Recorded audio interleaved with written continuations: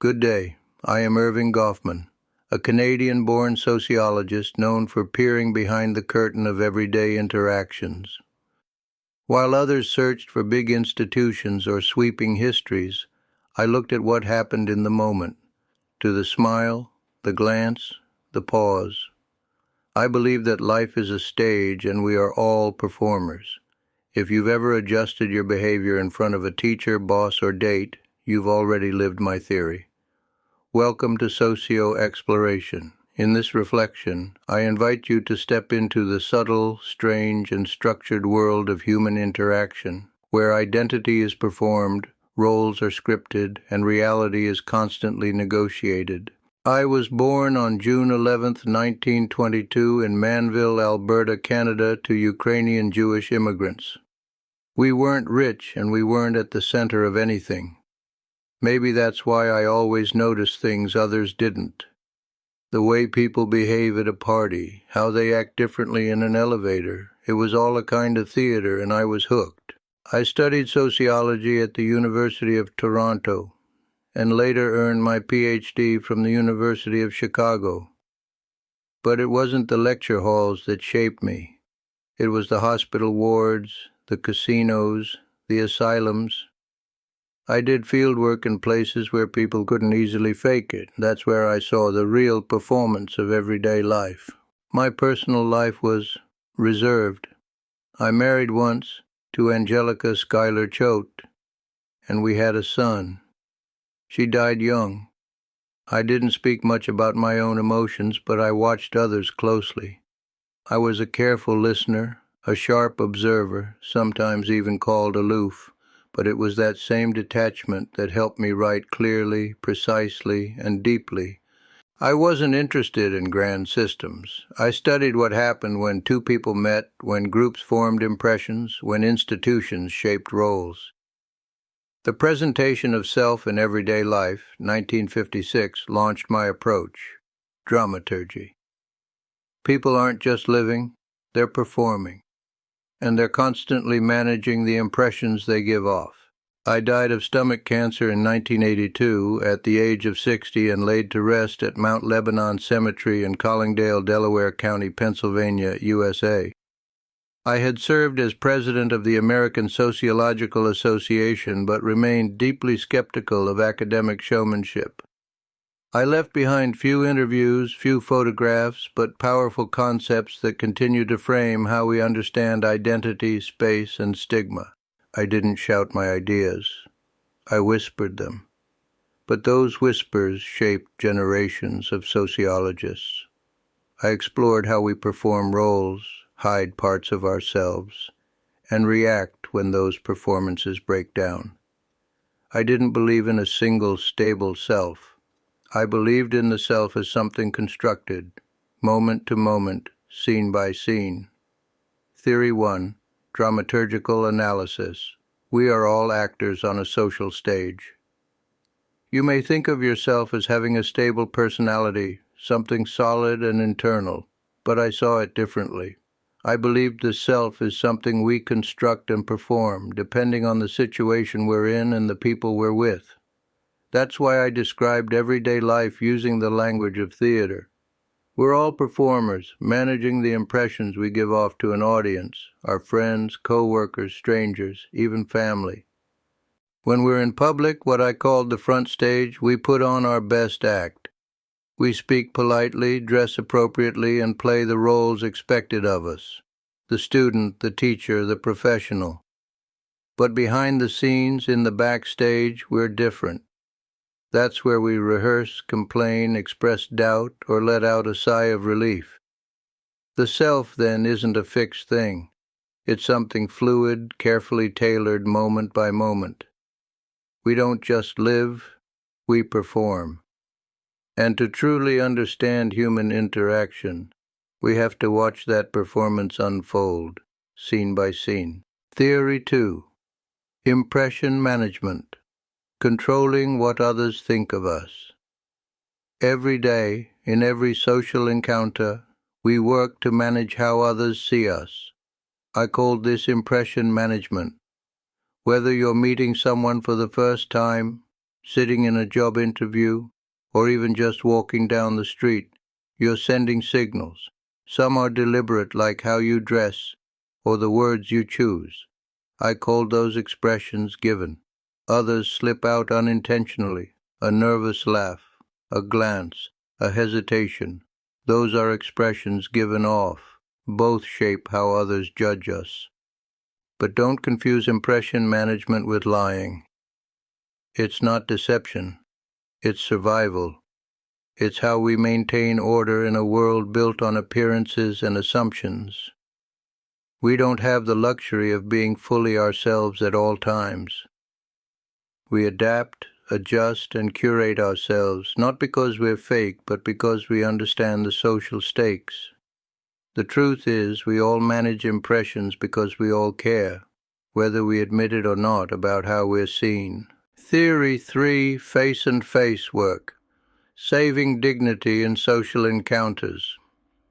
In every interaction, we try to maintain a certain image of ourselves, a version that's competent, respectable, and in control. I called this maintaining face. It's our social dignity, and once we've presented it to others, we work hard to protect it. But slips happen. We trip over words, forget names, say the wrong thing, and suddenly our face is at risk. When that happens, we engage in face work. We laugh it off, apologize, shift the topic, or make a self-deprecating joke. These little moves aren't random. They're rituals we've all learned to keep social interaction smooth and avoid embarrassment. Even the people around us help, offering polite smiles, pretending not to notice, giving us a way to recover. It's a kind of dance, where everyone cooperates to preserve each other's face, because once that breaks down, the whole scene can collapse. Social life isn't just structured, it's delicately balanced, and face work is what keeps it from falling apart. Theory 4, Stigma. The marks that society makes on bodies and minds. In my book Stigma, 1963, I turned my attention to those who live on the margins, not because they chose to, but because society put them there. I was interested in what happens when someone carries a mark that others see as discrediting. A mental illness, a physical disability, a different skin color, a criminal record. These aren't just traits, they become stigmas, social labels that spoil one's identity in the eyes of others. What fascinated me was how people cope with this spoiled identity. Some try to hide it, passing as normal to avoid judgment. Others try to redefine it, reclaiming pride in what others shame. But either way, their lives are shaped by the tension between who they are and how they're perceived. I didn't write Stigma to evoke pity. I wrote it to expose how deeply our judgments run, and how much work goes into simply being accepted in a world that quickly divides the normal from the different. Theory 5. Total institutions, where the self is stripped and rebuilt. When I studied places like mental hospitals, prisons, military barracks, and monasteries, I noticed something striking. They weren't just institutions, they were total institutions. These are places where people are cut off from the outside world, and every part of their day, from sleeping to eating to speaking, is controlled by the same authority. Once inside, the usual markers of individuality, privacy, autonomy, identity begin to disappear. In these spaces, the self is first broken down and then rebuilt to fit the rules of the institution. I called this the mortification of the self, a kind of social death. Uniforms replace personal clothes, numbers replace names, and routines replace choices. In my research at a mental hospital, I saw how behaviors labeled madness were often responses to the oppressive structure, not evidence of illness alone. These institutions don't just house people, they reshape who they are. If you want to understand the self, look not just at the person, but at the system they've been placed in. I didn't write to revolutionize theory, I wrote to sharpen perception. My books are quiet, meticulous dissections of everyday life. I studied what people overlook and gave it meaning. Whether I was describing a waiter's smile, a patient's silence, or a gambler's bluff, I wanted readers to ask, what is really going on here? 1. The Presentation of Self in Everyday Life, 1956. In this foundational work, Goffman introduced the idea that everyday social interactions are like theatrical performances. He explained that people present themselves differently depending on the situation and audience, managing impressions just like actors on a stage. Identity, according to him, isn't fixed, but is something we perform to fit social expectations. Second Asylums, 1961. This ethnographic study examined life inside mental hospitals where Goffman observed how institutional settings strip away a person's sense of self. He revealed how such environments control behavior, reshape identity, and label people in ways that often create more harm than healing, offering a powerful critique of how society handles deviance. Third, Stigma, 1963. In Stigma, Goffman explored what it means to live with a social mark that others see as shameful, such as disability, mental illness, or a criminal record. He focused on how people manage these spoiled identities, often hiding them or reshaping them to fit in, showing how deeply society's labels affect personal experience. Fourth, Interaction Ritual, 1967. Here, Goffman zoomed in on the small everyday rituals like greetings, polite laughter, or eye contact that quietly uphold social order. He argued that these subtle behaviors aren't meaningless. They're carefully managed performances that help maintain respect, dignity, and balance in social life.